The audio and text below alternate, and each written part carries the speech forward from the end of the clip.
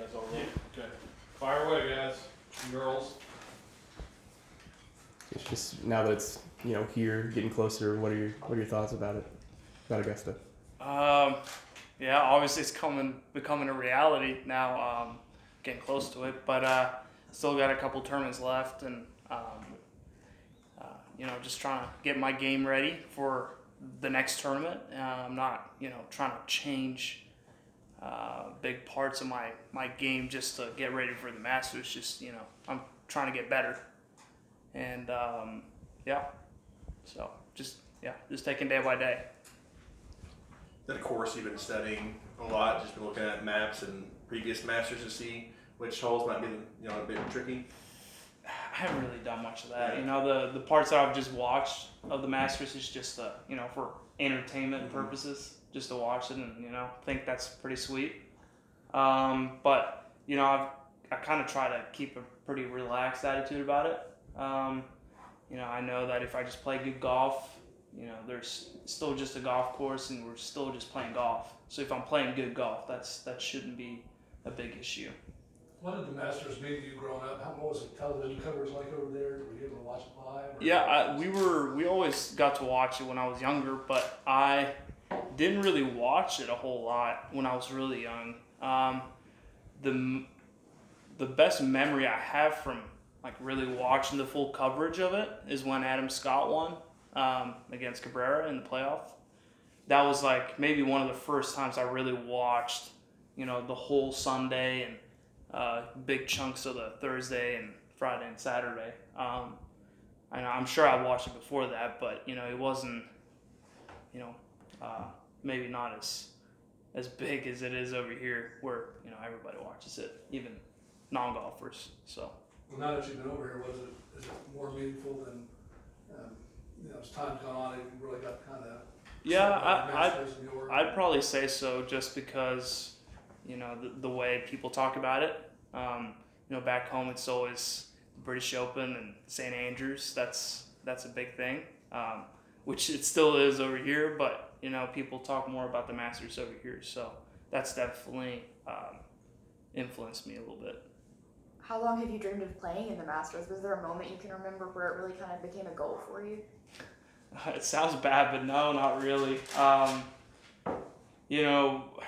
don't really like to set goals like that. I mean, I do think, wow, playing in the Masters would be pretty sweet, but it hasn't been, I haven't thought about the Masters in front of, for example, the US Open or the British Open or the Ryder Cup, for example. I'm just, what motivates me is just, getting better and see myself, okay, I wasn't able to hit this shot 2 months ago, but now I'm able to hit this shot. So I kind of go about my business doing that instead of, seeing tournaments or scenarios. How do you think experiences like your U.S. amateur victory will help you going into the Masters? Well, I think, playing in the U.S. amateur and even the national championship out here, it's definitely prepared me to play on a bigger stage. Also gotten to play a couple PGA Tour events, and you get used to kind of the crowds being around you and TV cameras up in your face, so that definitely helps a lot. But there's nothing given to you. You still got to perform well, and you just still got to make the birdies and whatnot. So, but definitely there's a comfort level that goes to it. You mentioned that the Arnold Palmer, after the first 2 days, I think you made the cut, and you weren't happy at all with the way you were playing, but after when you played on the weekend, you feel more like you belong out there and you're ready? Well, I definitely felt that I belong out there. I still, over the weekend, I wasn't really playing good at all. It was, pretty scrappy, I felt like. But I was good at managing my game and missing on the right spots and making a few key up and downs and, just trying to score the best I could. I wasn't on top of my game, which kind of validated it a little bit more that I belonged out there, because I didn't have my best stuff at all, and I was still able to play 4 rounds and at least do something. So Is there anything with your game right now that you're still trying to get fixed, or you? Yeah, I'm still working on a couple things. I wouldn't say I'm in the best form that I've ever been, But I feel like I've gotten a lot smarter this year.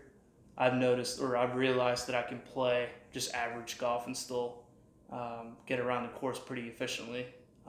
Now it's more just kind of perfecting stuff here and there. You mentioned wanting to go there and play well. How do you balance that with, kind of taking in the moment of being in the Masters? That's a good question. I don't really know yet, because I haven't been there yet, and it'll be a first time experience. But I'll try to not put as much pressure on myself, even though there's a lot of pressure coming from myself. I want to perform well, but hopefully it's not the last Masters I'll ever play. So I'll try to learn as much as possible and grind it out. Are there any certain Masters traditions besides just playing in the tournament that you're looking forward to most? I don't really know exactly what the schedule is for the amateurs at the Masters, but I know there's like an amateur dinner, and there's like a cocktail party, I guess, day before. So that'll be fun. I don't really know what to expect, but I have a couple of good friends that are playing as an amateur in the field, so it'll be good to see them and hang out with them. You also mentioned, getting to that comfort level of playing on a bigger stage. Of course, you'll have your coach, Bratton, there caddying for you. How does that help with that? That for sure helps a lot. Him caddying for me at the US Amateur, it's nice to have someone that knows you well, and he's a guy that doesn't really he gets super excited, but he doesn't really show it. It's all just kind of business and, okay, you need to do this, all right, yeah, let's go and do this, instead of just, freaking out and making you all stressed out. So, and he's obviously caddied there a couple times before, and he knows a lot of people. He knows, kind of how everything works behind the scenes. So I take a lot of comfort from that, okay, if I'm with coach, I'm gonna be okay. It's kind of how I think about it. How has it been for you as an amateur in the PGA Tour events you mentioned before, and also going to this major, being an amateur against a field of veteran pros? Yeah, I mean it is a little different jump because you're used to playing college tournament, and then suddenly you're playing against the best players in the world that have been out there for a long, long time. But it's cool to kind of just be around them and pick their brains a little bit and see what they do, and realize that, okay, they're really good, but they're not, out of this world. If you play good golf is good enough. So it has been a little scary, I think, in the beginning, but now I feel a lot more comfortable around it. Is there any names on that leaderboard you see that you're just kind of awestruck to be playing on the same field with them the first couple of tour? Yeah, I mean, you got Tiger out there and James Spieth and and those guys, and standing right next to them on the range. That's a little different. That's a little change, but they're just normal people. They hit the ball really well, and they do stuff that are really, really good. But I still think if I play my game, I can beat those guys. So, and that's kind of the mindset I think you need going into those tournaments. You can't be just awestruck forever. So but it's pretty cool. With you being the first Norwegian to compete at Augusta, how much does it mean to you, not just personally, but to represent your country there? Yeah, for sure. If you're doing something for your country or whatever as a first, that's usually a good thing. But I try not to think about that too much because, golf has not had a very big tradition in Norway. So I think if I'm going to achieve a lot of things that I hope that I can, I'm going to be doing a lot of first things as a Norwegian. So I try not to, in a sense, put the bar that low, if that makes sense, because there's only been one guy on the PGA Tour that has had status from Norway.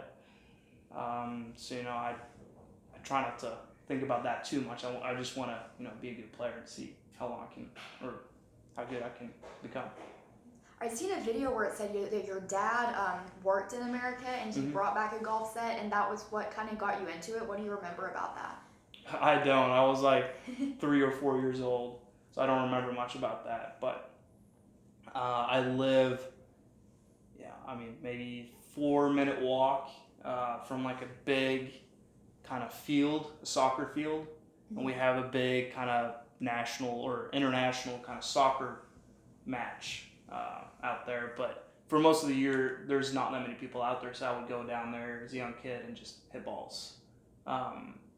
That's kind of the earliest memories I have from it. But I don't remember much from when I was that young. As it's gotten closer, have your parents' excitement levels rose as well? Say that again? As it's gotten closer, has your parents' excitement levels for the event rose as well? We haven't really talked much about it, but I'm sure they're pretty excited as well. But I'm just trying to focus on every day and kind of take day by day instead of looking at just the Masters or the US Open or whatever. I'm trying to take every single, even college tournament, just every round we play as, I'm trying to do as best as I can because, everything really matters. How's playing in the 3 PGA Tour events with your guys' goal of obviously repeating as national champions? Has it been a hard thing to balance everything? Or? Not really. I think maybe if I went to a different school, it would have. But obviously, Oklahoma State, we're really competitive, and there's a lot of people that care about our program, and we had the chance of going back to back, which none of the teams here have done before. So there's still, even though I've played 3 PGA Tour events, which is a bigger stage, we're still playing for a lot this year in college, and you're a part of a team. You're not a part of a team on the PGA Tour, so that's pretty special. And you don't just want to do it for yourself, but also your teammates and the program and all the people who care about it. So I don't think that's been a very tough change at all. How much has it helped you getting to compete with Matthew? You guys are on the same team, but like pretty much all the tournaments he's at, and you guys are competing with each other. How much has that helped you grow as a golfer? Yeah, definitely. He's a very good golfer, as well as all the other guys on the team. But you see him doing well, that motivates you. You want to be the best player on your team. You want to win every tournament. You want to beat every guy in the field. So obviously he's a teammate, and you want him to do well. But as you want to do better. And I think not just me and him have kind of fed off of each other, but all the other guys on the team, they want to be a part of that as well. So I think that's been a very good experience for all of us.